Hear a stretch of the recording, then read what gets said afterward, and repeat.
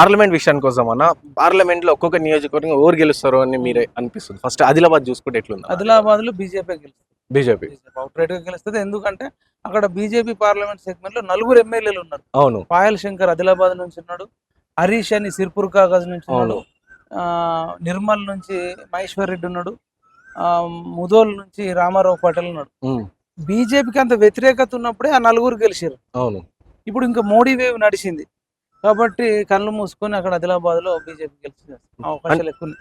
మరి వీళ్ళకి ఛాన్స్ లేదా అంటే ఆత్రం సుగుణ అక్కడ ప్రొఫెసర్ అని చెప్తారు, మంచిదే, మంచి మంచి క్యాండిడేట్. కానీ మోడీ వేవ్ ఉంది కదా, రాహుల్ గాంధీ వేవ్ లేదు కదా, అది పెద్ద సమస్య. సుగుణ గారు మంచోళ్ళే కానీ అక్కడ పాపం ఆమె మరి బీజేపీ నుంచి పోటీ చేస్తే గెలిచేది. Okay party. So Adilabad BJP BJP. మరి పెద్దపల్లి విషయానికి వస్తే పెద్దపల్లి తగ్గఫర్ ఉంది ఇటు వంశీకి, తర్వాత బీజేపీకి సైలెంట్ ఓటింగ్ చాలా పడ్డది. వన్ సైడ్ గా కాంగ్రెస్ గెలిచే అవకాశం ఉన్నా కానీ ఇప్పుడు మాత్రం వెరీ టైట్ ఉంది. ఎవరైనా గెలవచ్చు, ఇటు వంశీ అయినా గెలవచ్చు, ఇటు బీజేపీ అయినా గెలవచ్చు. అది టఫ్ ఫైట్ అని చెప్పొచ్చు. బీఆర్ఎస్ కి మళ్ళీ అక్కడ బీఆర్ఎస్ సున్నా, ఎక్కడ పోయినా సున్నానే. అసలు ఒక్క మెదక్ లోనే వెంకటరామరెడ్డి 1000 కోట్లు పంచిండు, 100 కోట్లు పంచిండు. అక్కడ కొన్ని ఓట్లు పడతాయి, అక్కడ హరీష్ రావు సిద్దిపేటలో కొంత వేస్తాడు, గజ్వేల్లో కేసీఆర్ వల్ల వస్తుంది. వాళ్ళు అక్కడ కొంత పోటీ ఇస్తారు తప్ప మిగతా ఏ నియోజకవర్గంలో కూడా పోటీ ఇచ్చే పరిస్థితి లేదు. మిగతా అంతటా కూడా కాంగ్రెస్ వర్సెస్ బీజేపీ. పెద్దపల్లిలో చూసుకుంటే ఈ ఇద్దరి మధ్యలో ఎలక్షన్ రిజల్ట్ వచ్చేదాకా టఫ్ ఫైట్ ఉంటుంది. ఎందుకంటే కాంగ్రెస్ అక్కడ గెలుస్తుంది, ఎందుకంటే గడ్డం ఫ్యామిలీ అనేది మొత్తం తరతరాలుగా అక్కడనే ఉండిపోయింది కాబట్టి. సో కాంగ్రెస్ గెలిచే ఛాన్స్ ఉన్నది అన్నట్టు అంటారు, అది పనికిరాదేమో. ఉంది, అవకాశం కూడా లేదని ఎట్లా అంటున్నాం. ఇటు మోడీ వేవ్ ఉంది, అక్కడ అందరు కాంగ్రెస్ వాళ్ళు కొంత ఎక్కువ పని చేయడం, అక్కడ కొంత ముస్లిం vote banking, SC vote banking వాళ్ళంతా కూడా కొంత కాంగ్రెస్ వైపు చూడడం. ఇట్లా వివేక్ వాళ్ళకు కూడా కొంత మంచి పేరుంది, వాళ్ళ వెంకటస్వామికి వాళ్ళ తాతగారికి వివేక్ అన్నకు ఉంది. దానివల్ల ఇప్పుడు ఈయననే గెలుస్తారని టక్మని చెప్పలేం, ఆయననే గెలుస్తారని చెప్పలేం. టఫ్ ఫైట్ ఉంది. సింపుల్ గా అయితే ఎవరు గెలిచే పరిస్థితి లేదు. సో ఇప్పుడు కరీంనగర్ గురించి అడిగితే, కరీంనగర్ బండి సంజయ్ కళ్ళు మూసుకొని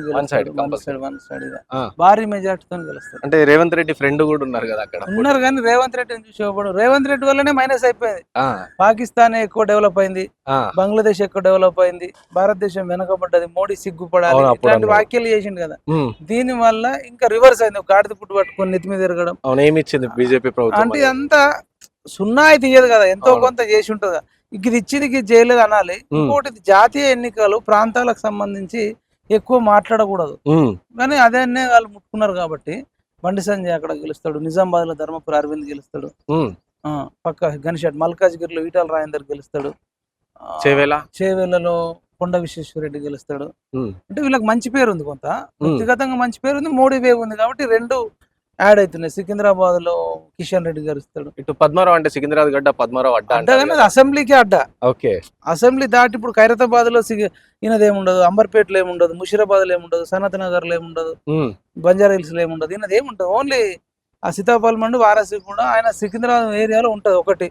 ఆయన ఆల్రెడీ ఆయనకి ఎమ్మెల్యే టికెట్ ఇచ్చారు కాబట్టి అక్కడ ఉండే మెజారిటీ వాళ్ళు ఈయన ఆల్రెడీ ఎమ్మెల్యేనే చేసుకొని నాకు ఎంపీ అవసరం లేదు అని చెప్పేసి ఫిక్స్ అయ్యారు. ప్లస్ అక్కడ పబ్లిక్ కూడా అంటే అతను కూడా పద్మారావు కూడా స్వయంగా నాకు ఎమ్మెల్యే ఉంది సరిపోతుంది ఎంపీ ఎందుకు, ఆయననే సీరియస్ గా ప్రచారం చేయలేదు. సో సీరియస్ గా నిజం, ఆయన సికింద్రాబాద్ ప్రజలతో ఉండాలని ఉంది. ఆయన ఢిల్లీకి పోయి సికింద్రాబాద్ ఇప్పుడు బీఆర్ఎస్ నుంచి ఒక్కడు పోయి ఫ్లైట్ లో పోయి రావాలి చేయాలి, అక్కడ చేసేది ఏముంటది. ఇక్కడ ఉన్న లోకల్ అన్నా చూసుకోవచ్చు. ఎంపీకి చట్టాలు తయారు చేయాలి. వీళ్ళది బీఆర్ఎస్ పార్టీ ఫామ్ లో లేదు కదా, బీఆర్ఎస్ పార్టీ మొత్తం వ్యతిరేక దిశలు ఉండడం పెద్ద మైనస్. సో ఇది మెదక్ చూసుకుంటే బీఆర్ఎస్ మేము ఖచ్చితంగా మెదక్ గెలుస్తామంటాం. సో మెదక్ ఏమన్నా అంటే తగ్గఫర్ ఉంది, బట్ ట్రిపుల్ ఫైట్ ఉందా, డబుల్ ఫైట్ డబులే ఉంటది. నాకు తెలిసి కాంగ్రెస్ పెద్దగా ఏముండదు. నీలం మధు ముదిరాజు ఆయనకు మంచి పేరు ఉంది కానీ కాంగ్రెస్ వాళ్ళు పెద్దగా పనిచేసింది లేదు. సిద్దిపేటలో కాంగ్రెస్ గానీ గజ్వేల్లో కాంగ్రెస్ గానీ పెద్దగా పనిచేసినట్టు అనిపించాలి. అక్కడ బీఆర్ఎస్ వాళ్ళు. మిగతా దగ్గర మోడీ వేవ్ నడిచి రఘునందన్ రావు కొంచెం మీటింగ్లు పెట్టి చేయడం, మోడీ గురించి చెప్పడం, ఇదంతా మనం అడిగితే యూత్ లో జనరల్ గా మోడీ అనేది ఎక్కువ కనబడ్డది. దానివల్ల ఇంకా రఘునందన్ రావు కూడా కొంచెం ఎడ్జ్ ఉండే అవకాశం ఉంటుంది. నీలం మధు ముదిరాజుకు కొంచెం గడ్డు కాలమే, ఆయన అనవసరంగా బలి చేసిరేమో అక్కడ. వ్యతిరేకత ఉంది. ఇప్పుడు ఫ్రీ బస్ పెట్టిర్రు, ఆ ఫ్రీ బస్ పెట్టడం వల్ల మన యూత్ కు అబ్బాయిలు ఎక్కితే బస్సులో దొరకట్లేదు, సీట్లు దొరకట్లేదు, యువకులు వ్యతిరేకంగా ఉన్నారు.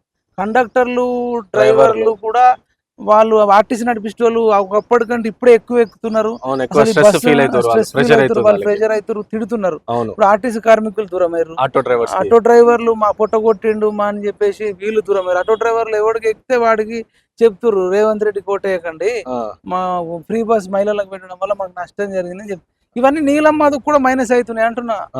నీలమ్మకు కూడా ఇవన్నీ తగులుతాయి కదా. అవును, అట్లా రాష్ట్ర వ్యాప్తంగా కూడా కాంగ్రెస్ పార్టీ మీద కూడా ఫీల్ గుడ్ ఫీలింగ్ తక్కువ ఉంది. దానివల్ల దాంట్లో బీజేపీ ఎంటర్ అయింది.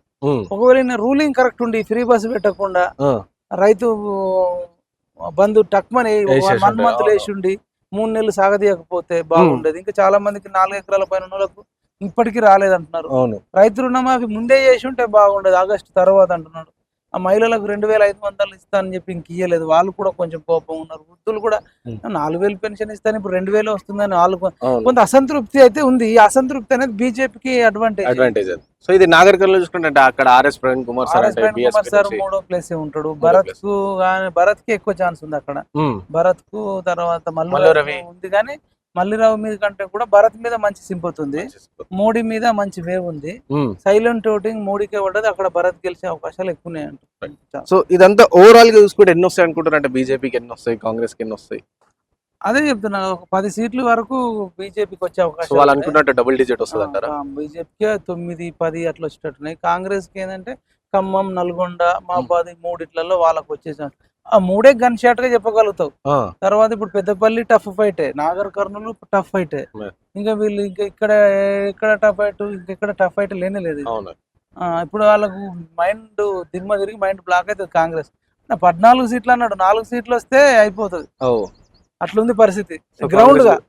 ఆయన ఏమనుకుంటా అంటే అందరు రిపోర్ట్ అంతా నాకు సపోర్ట్ ఉంది కాబట్టి అట్లా అనుకుంటున్నాను, కానీ అసలు ఇంత వేవ్ మోడీ వేవ్ నేను ఎప్పుడు చూడలే.